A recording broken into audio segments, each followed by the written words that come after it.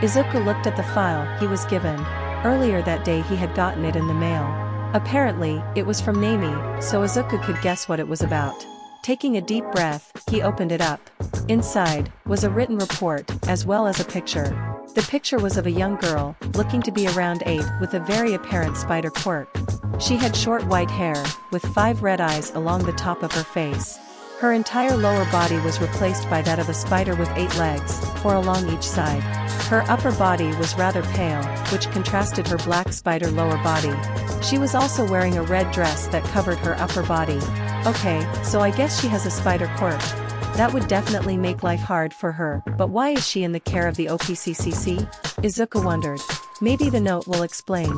The note read as such. Hey Izu. It's me. Nami. Yeah, they're making me write this dumb report. Anyway, I'll just get right to the point. So this one's name is Shiroku. Her quirk is called Spider Queen. It gives her the lower body as well as all the abilities of a spider but at human size. This includes super strength, speed, super durable, super strong webs, etc. She can also control spiders that are nearby. You're probably wondering what makes her so dangerous. Well, you see her quirk makes her rather carnivorous, but she can't just eat any old meat. She can really only eat 2 kinds of meat. Bug meat and human meat. Anyway, she's been with us since birth. She came out looking the way she did, so her dad took one look at her and said, "Nope," and handed her over to us. She's pretty cooperative, but it's pretty clear she's not too happy here. She'll be in your care the day after you get this letter, unless I mail this late. Then, surprise, you get a new kid. You're welcome. Well, at least she's self-aware of her own laziness. I really hope she didn't mail this late. Izuku crossed his fingers. Killing his hope immediately, his phone rang. It was a call. From Nami. Izuku sighed and picked it up. You mailed it late, didn't you? Izuku assumed. Sorry, there was a sale on Steam and I got distracted, Nami admitted. Anyway, the car with the girl should be coming up soon. A few seconds later, Izuku received a notification and checked the gate to find a black car outside. I see them, Izuku said. Please take your job more seriously. I make no promises. Nami sang happily, before hanging up. Izuku shook his head. I think I'm actually more glad that her superiors overlook her, because if not she wouldn't have a job. I just wish she would stop taking that for granted. Oh well. I'll just have to pick up her slack. Time to meet her. A few minutes later. Unfortunately, due to the sudden nature of her arrival, he didn't have time to gather up all the children, meaning he would be receiving her alone. Izuku watched the black car roll up to the front before coming to a stop. Soon an agent came out of the car and moved to open the back door. Out came the spider girl, looking at the giant house in awe. Is this where I'll be staying now? She asked. Yes. This is your new home. I hope you feel comfortable here. Izuku said as politely as he could. The girl's 5 eyes moved, shifting to him. Are you my father? She asked him, crawling closer to him. If you'd like me to be. Izuku smiled nervously. I wouldn't want to force anything on you. You're younger than I expected, but I would like that. I've never had a father before. Shiroku said. Please take care of me. Of course, Izuku responded instantly. Meanwhile, the agent had finished taking out Shiroku's bags, and got back in the car, before driving away. He didn't even say anything, Izuku muttered. They're always like that, Shiroku responded sadly. Always so stiff and emotionless. Not like the people in the movies. Movies? Izuku thought. Oh, she's been with them since birth. So the only examples of normal human relationships and interactions must be through things like movies and shows. With that in mind, Izuku was already coming up with ways to make her transition into his family more comfortable. But first, the bags. There were about 5 fairly large bags, all belonging to the young girl. Here, let help you get these to your room. Izuku picked up one of the bags, finding that it was fairly weighty. He took 2 bags and walked towards the girl. I'll get the rest of them later after Dash. No need. Shiroku walked up to the 3 bags, grabbing 2 of them and holding them over her head. Then she turned around and shot a web out of her abdomen, and started moving towards Izuku, dragging the 3rd bag behind her. Let's go. Getting over his slight bewilderment, Izuku nodded and started walking the girl to her new room. So I only just knew that you'd be coming today, so I didn't get any time to prepare. Sorry. Izuku apologized while they came inside. It's okay. I know how lazy they are. she said, referring to the OPCCC. By the way, where are my siblings? Oh, like I said, I didn't get much time to prepare, so I couldn't gather them all up in time, Izuku explained. They should be somewhere dash. Caretaker. The two of them looked up and saw Kyoko looking down at them from 2 stories up. She jumped over the railing, plummeting down to the first floor. Thud. Kiba hit the floor, bending it slightly. Kiba, don't, so that you'll damage the building. Izuku scolded her. He knew that a jump like that wouldn't hurt her, so he wasn't too concerned about that. I apologize. I saw a young child and luggage, so I got excited over the prospect of a new sibling. Kiba explained before directing her attention. Welcome my new sister, I dash. Kiba stopped when she noticed that Shiroku was staring at her, seemingly in a trance. Ah, I see you are entranced by my beauty. Kiba smirked proudly. An easy thing to do. Feel free to bask in my greatness. I love your look. Shiroku suddenly opened one of her bags and pulled out a measuring tape and dashed over to Kiba, before immediately starting to take her measurements. The elegant vampire thing suits you very well. And your silver hair, pale skin, and red and black clothing all complement each other nicely. And that cloak is amazing. Oh, are you a dressmaker? My attire is not as expansive as I would like, so if you would like I would be more than happy to allow you to make my clothing. Kiba said. Really? Shiroku responded with excitement, stars in her eyes. Okay, first, we need to get my things to my room. Well then, what are we waiting for? Let's go. Kiba picked up Shiroku while she was still holding her bag and sped off. She doesn't even know where her room is, Izuku thought. A few hours later, after getting the things into Shiroku's room, they also helped her unpack everything. What was inside was mostly dresses and dressmaking materials, with the glaring exception of fabric. Which was strange. Hey, did they not give you any fabric? Izuku asked her. Because if not, then I could just get you some. No, I have something better. Shiroku said. She ejected some webbing from her abdomen and held it in her hand. My silk. It's way better than any fabric. Oh, Izuku responded in realization. From what little Izuku knew about spider silk, he knew it was very durable. Although, Izuku was worried about how the other kids would react to this. It was very easy for people to think that the webs came from a spider's butt. And so he wasn't sure what they would think about. Fantastic. Having my clothes made from a special material is proof of my greatness. Proceed, Kiba said. Or not. He watched as Kiba and Shiroku began to talk about what kind of clothing to make while Shiroku took her measurements. Almost no one lets me take their measurements. And no one ever let me make clothing for them. Shiroku buzzed excitedly. Well, I would like something in black and gray. But something that would also work if I added some red to it. Kiba said. I want to look eloquent, but if some blood spills on me it will turn fierce. I know exactly what you're talking about. Shiroku said. Maybe a black top with a gray bottom. They continued talking and Izuku started to fall off a little in the conversation. He wasn't really a clothing guy. When people didn't make fun of him for being quirkless, they often made fun of him for his fashion sense. The only real exception to this being hero costumes, which he was somewhat experienced in. Perhaps we should change Caretaker's attire as well. He has a plain white shirt with the word shirt written on it. Kiba mocked. Shiroku let out a horrified gasp.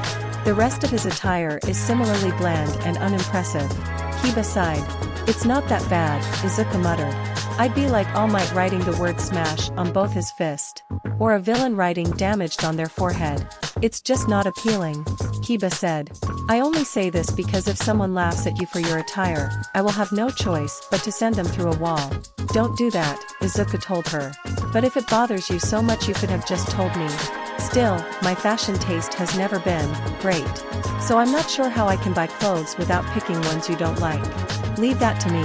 Shiroku immediately ran over to Izuku and started measuring him. I love making clothes. It's the only thing they ever let me do back at that boring box. And none of the guys in suits never took anything I made. Well, I'd be happy to wear something you made, Izuku said with a kind smile. And he meant it too. Regardless of what it would look like, Izuku would be happy to wear anything so long as it made the kids happy. Shiroku started excitedly going on about what style would fit Izuku best, while Izuku stood still as she measured him. Although it did become a little hard to stay still when she started crawling onto him to take his upper body measurements. Eventually, Shiroku jumped off of him and went over to her notebook. Okay, so I'm thinking. Shiroku started drawing in her book, However, as she kept drawing, she seemed to get more and more frustrated. Is something wrong? Izuku asked her. Shiroka sighed. Making things is really easy for me, but drawing them is hard. I tried getting better, but... She showed Izuku the notebook. It wasn't horrible, especially considering her age. But it was at best rough around the edges. Why don't you describe it to me, and I can try drawing it? Izuku had been drawing since he was 4, most of it for his hero journals, and he'd noticed a significant improvement over the years. He's tried his best to add more and more detail to his hero drawings, not so much for the sake of improving his art but more so he could improve his notes. Shiroka paused for a second, before shrugging her shoulders and describing what she wanted to make. It took a few minutes, but Izuku managed to complete the drawing. Okay, how does this look? Izuku asked, showing the notebook to the 2 children. Both of their eyes widened. It wasn't something you'd see in an art exhibit anytime soon, but it did look like something you'd see from an adept art school student. Far better than Skiruku's drawing. Yes. Shiroka's eyes gleamed with excitement, as she took the notebook and admired the drawing. This is exactly what I wanted. Wow. To think that Caretaker's art could be so good when his fashion tastes are so bland. Kiba half praised him. Although now that I think of it, he did draw quite a bit in those notebooks. And if he's been drawing hero costumes, which are varied and ridiculous, then he might be able to draw anything. Izuku blushed heavily at the praise. It's nothing too special. Maybe not, but it's miles better than my drawings. Can you make more like this? Shiroka asked him with pleading eyes. All 5 of them. Oh okay. Izuku agreed. I can do a few more before I get back to work. At the behest of Kiba and Shiroku, Izuku never managed to get back to work, and the 3 of them spent the rest of the day coming up with things they wanted Izuku to draw. The next day, seeing as Izuku didn't get much of the work he wanted to do done yesterday, he woke up extremely early the next day. He ordered the supplies he needed for Shiroku, including a surplus of human meat. Izuku imagined how jarring and creepy it would seem for people from pre-quirk times to order human meat online. Nowadays, while it was uncommon, there were people whose quirks required them to eat human flesh. Many of them ended up as villains due to society mistreating them, but those who don't could simply purchase it from legal websites online. People with regeneration quirks or body part duplication quirks would often sell their own disembodied body parts for profit. After that, he looked through the house via the cameras to make sure nothing was destroyed, as well as making sure the security was online. Once most of his morning tasks were done and the kids woke up, Izuku gathered them all outside in the backyard to meet Shiroku. A new sister, Kei said excitedly. Are all overpowered orphan children girls and I'm just the exception? Fu wondered aloud. Welcome to the family. Kyoko went up to Shiroku and her upper body as best she could, much to the surprise of everyone else. So she doesn't just trust the others because she read their memories. She must just trust people who are a part of the family. Izuku realized. Sansan just got up close and personal to her, as she did whenever she met someone new. Is she made of goo? Shiroku asked. Acid. But it's harmless right now, Izuku said, demonstrating this by patting Sansan on the head. Oh, nice to know I'm not the only one with a weird body, Shiroku remarked while looking over her new family. We're all weird here, Kei shouted out. Welcome to the madhouse, where our father will get into zany antics that defy logic and reason, by pure accident, Fu said in his monotone voice. I think that's a bit of an exaggeration. Izuku rubbed the back of his head sheepishly. Ka. Before Izuku could continue defending himself, a giant black bird swooped down from the sky and grabbed Izuku with his claws.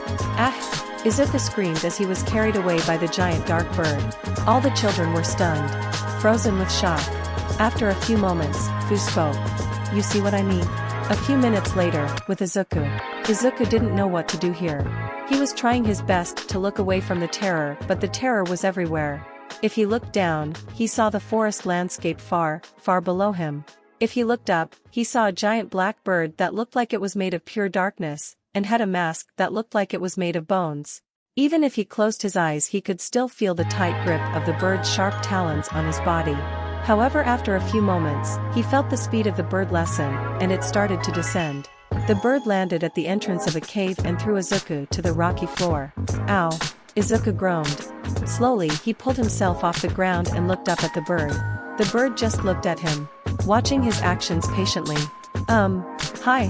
Izuku was terrified, and he had no idea how to handle this situation. Then suddenly the bird's beady eyes changed focus, now looking behind him into the dark cave. Izuku turned around and saw that 3 pairs of glowing red eyes were staring at him. From the darkness, 3 black wolves emerged. They towered over Izuku, being easily twice his size, and much like the bird, darkness seeped off of their bodies, and bones covered their fur. Izuku was frozen with fear. He was surrounded by things that looked like they had come straight out of someone's worst nightmare. The wolves moved around him until they were all facing the cave. Then they started to move towards him directly. Izuku backed up, slowly moving into the cave as the wolves kept coming closer and closer, leading him inside. Once Izuku was inside the cave, he saw that there were actually dim light fixtures sparsely littered around the cave, making it just bright enough that Izuku could see where he was going. The wolves suddenly jumped to Izuku's sides, not attacking him, but trapping him in a way where he could only move forward. Are they trying to lead me somewhere? These lights don't look natural, meaning that there might be someone down here. And they might be using their quirk to control or create or corrupt these animals. Izuku thought as he kept walking forward. But why would they want me, unless... After a few more moments of walking, Izuku was led into an opening. In the opening was a huge pile of animal bones, and sitting atop the pile was a small boy. Izuku sighed, the feeling of tension and fear being replaced with familiarity as the situation became far more recognizable. Alright, let's see how this one plays out.